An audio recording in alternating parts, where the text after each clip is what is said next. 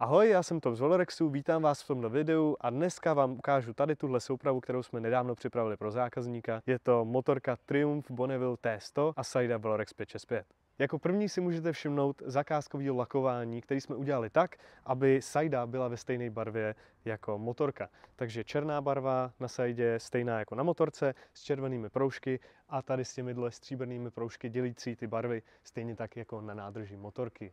Jak si zde můžete všimnout, duplikovali jsme tady i pár detailů, které jsou na motorce, například tady tu samolepku Triumph 57, co má zákazník na motorce s obou stran, tak jsme dali i na Saidu, aby se dále přiblížila a spodobnila k té motorce, aby se co nejvíc hodila.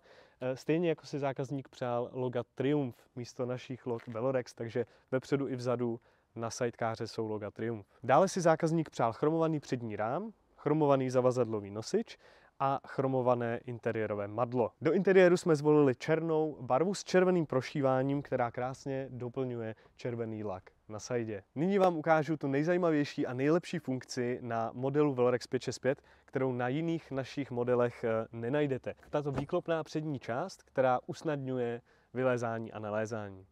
Vevnitř v interiéru si můžete všimnout zásuvky na USB a zásuvky na 12 V, tlačítka na spuštění interiérového osvětlení a také ovládání vyhřévané sedačky. Na druhé straně je potom kapsička na uložení věcí.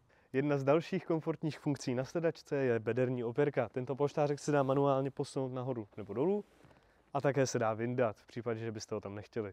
Vyklopíte nahoru a tady je vidět velký zavazadlový prostor o objemu 85 litrů. Součástí zavazadlového prostoru je také osvětlení, abyste tam viděli i večer. Saidu jsme tady k této motorce připojili speciálně vyvinutou připevňovací sadou, přesně pro Bonneville T100. Pomohli jsme si tady i vyrobením zakázkového pomocného rámu, který jsme přichytili na motorku a na něj potom připojíme některé z připevňovacích bodů. Dále si zde můžete všimnout tlumiče řízení. Je to hydraulicky nastavitelný tlumič řízení od firmy ISS, který výrazně pomáhá ke zlepšení a zvýšení komfortu jízdy, protože eliminuje vibrace, které jdou do řídítek. Děkuji za zhlédnutí tohoto videa. Já doufám, že se vám líbilo. Děkujeme zákazníkovi za důvěru s tím, že nám svěřil svou motorku.